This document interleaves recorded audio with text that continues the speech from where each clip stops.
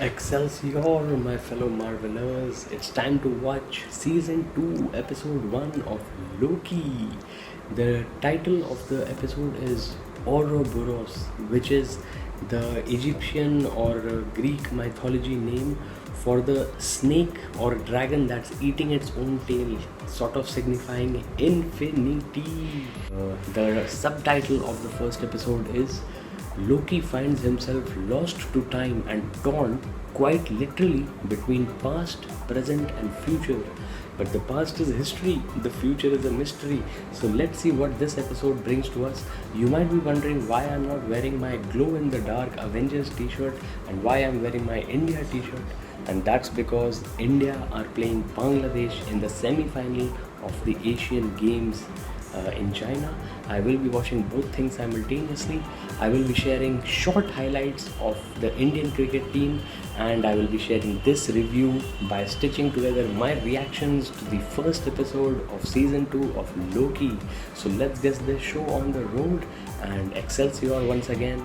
I like it. I like it that they do not spend much time recapping the previous things, but in case you are new to the MCU, let me tell you very briefly that Loki in the first season had discovered that he who remains is the main villain, and they are starting off right from the point where season 1 ended.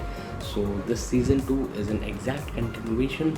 There is no time gap, and time is the main thesis of this series. So let's see how Loki can get Mobius to recall that he knew Loki in another timeline in the past, because Sylvie, the Loki variant who was the heroine of season 1, killed that variant version of He Who Remains that they had encountered at Lamentis, the Void, at the end of season 1. Also, that reminds me that the character of Raj Kuthrapali in The Big Bang Theory has a big problem with Stan Lee using the same initials for many of his characters, and including Mobius and Mobius. So let's see how this goes. And Ouroboros is off to a dramatic start because there is a huge leap by Loki off the building where Mobius and Mobius is chasing him, and he lands in a sort of a floating car, and the car crashes into the statue of He Who Remains that was shown at the end of season 1, and takes out a big big bite from the statue's cheek and has crashed into one of the offices of the TVA, the Time Variance Authority. Now, let's see how this goes. Okay, so it's obvious that there are parallel timelines happening, and in one of them, Loki is unrecognized by anybody in the TVA, and in the other one, Mobius and Hunter P15 are trying to make the TVA realize that they have been making the mistake of pruning timelines from the sacred timeline, instead of letting the people who are on those different branches of the timeline live their lives. So this multiple reality infinite universes thing is something that is present in lots of quantum theories, lots of string theories, lots of parallel universe interpretations of quantum mechanics, and I love it. But of course, we are in the reality we are in, and in this reality, I live by 6Rsm. So 6Rsm basically lets me act in the present while keeping my hope in the most positive way possible for the future. So check out more about 6Rsm in my other videos and in my book A Life Afloat, which I will. And there we have it. Ouroboros is actually a character, and that character is played by Short Round of the Indiana Jones fame. Of course, if you have seen Everything Everywhere All at Once, you will know him better as Ki Kwan, or Ki Hui Kwan. I'm sorry, I don't know how to pronounce his Vietnamese name properly, and I will try and rectify that as soon as possible, ASAP. But let me just tell you that he has been awesome Max in the Everything Everywhere All at Once role, and I'm pretty sure he's going to pull off something great in terms of acting at least. in this series as well. So Ouroboros, like I said in the beginning, is the signifier of the infinite loop of time, and here he's playing the sort of repairman of the TVA. So let's see if he can repair Loki into being stable and being present in the present instead of getting torn apart into the past and the future. Because, like I keep saying, the past is history, the future is a mystery. Okay, I just want to take a moment to appreciate the level of detail to which Marvel Cinematic Universe shows go. So, just to bring you up to speed, there is a thing called a temporal loom, which is kind of, imagine spinning the threads of time together to make the cohesive universe as we know it, and it's under threat, of course, as usual things are in superhero shows. And our ragtag team of superheroes slash super villains, if you consider Loki a super villain before he became this superhero, they are going to try and fix it. So before the door to the temporal loom is a printed floor, or rather printing on the floor, which says, and I want to be sure that I quote it exactly here, it says, temporal radiation levels escalate exponentially beyond this threshold. Likelihood of spaghettification increases 7,000%. Proceed with caution. So spaghettification is, of course, what Ouroboros, the actor, the character I was just referring to, played by the short round actor Ke Huy Quan, I think, talked about spaghettification when anything goes into a black hole. And I distinctly recall in one of the early encyclopedias that I used to read in my school, Lawrence School Sanar in Parker Hall, the library, it showed an astronaut or something going into a black hole and getting stretched out. So that is the spaghettification that he was mentioning. As you can see, Advitya has woken up. It's 6:30 a.m. Sorry, it was 6:30 a.m. when Loki released in India. So I woke up early to watch the India-Bangladesh semi-final in the Asian Games, as well as Loki Season 2 Episode 1. And now it's close to 7ish as we have progressed into the episode. So good morning from Advitya to all of you. And okay, so as far as this episode is concerned, I like how they set up the climaxes of superhero shows and movies like it's a video game. So the hero has to do certain things in a certain order, and the entire team, if he has one, has to play their roles to perfection in order to defeat the bad guy or achieve the objective. And I guess that fits right into the young mentality, youngsters mentality, because they want to get instant gratification for their effort, and video games are all about that. So that is why you have save points and regenerations.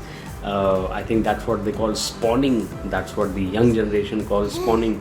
I mean, we used to encounter that when we played Quake 3 Arena or Counter-Strike on our hostel LANs, and now it's of course all CSGO and Fortnite and PUBG and Free Fire and all these things which kids play these days.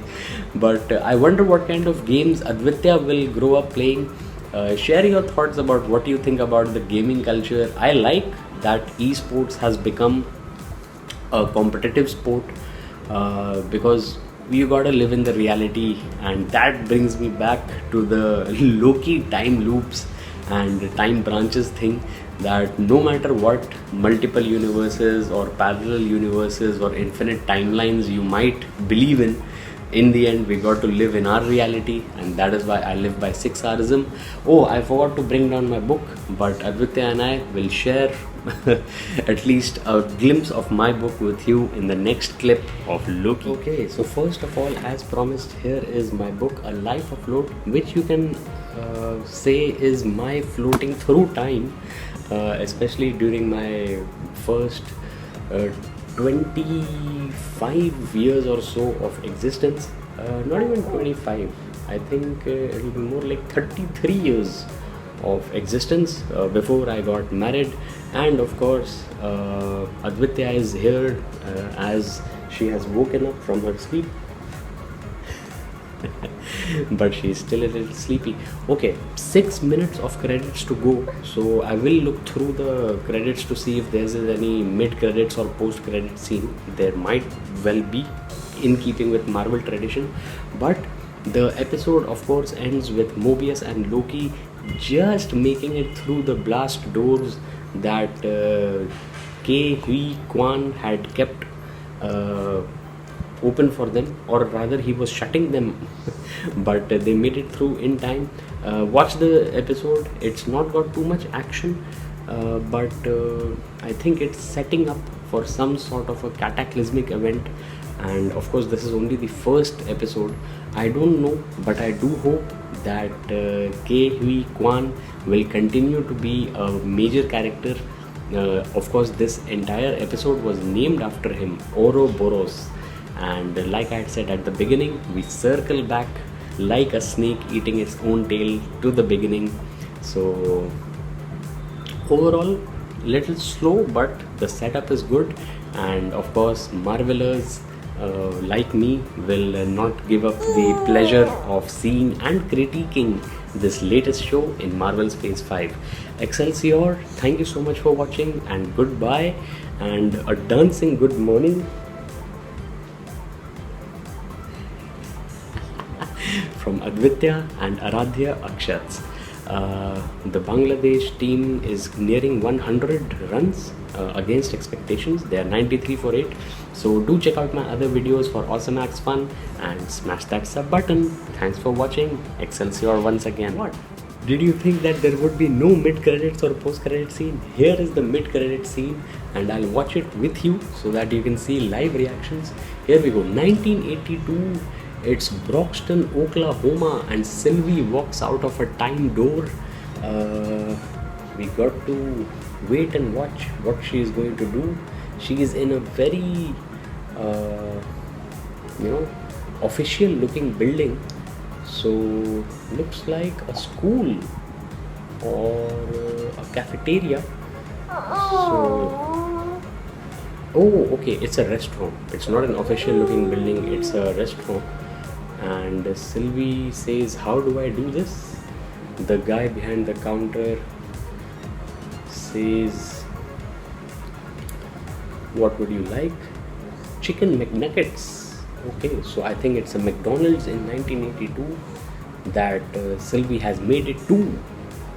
1982 to do quarter pounder with cheese, Royale with cheese, Pulp Fiction callback.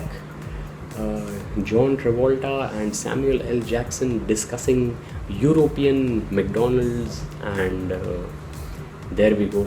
Sylvie says, I want to try everything, which means she has been through hell and back. I will have to press back to make sure the Falcon and the Winter Soldier, or technically Captain America and the Winter Soldier, does not start playing again with this autoplay feature that these OTT platforms have copied from each other.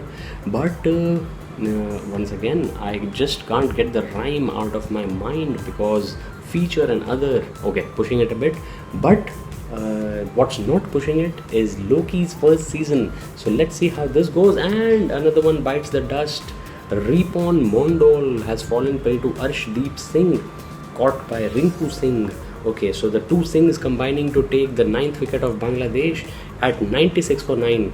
Let's see if we can keep it under 100, and let's see if you can share your thoughts in the comments, and like, share, subscribe, smash that sub button for awesome acts fun. Thank you as always for watching. Excelsior to my fellow Marvelers, and this time goodbye from a sleepy head in the morning, Advitya, and rare woken up in the morning, Aradhya. We are the Akshats. Thank you so much for watching.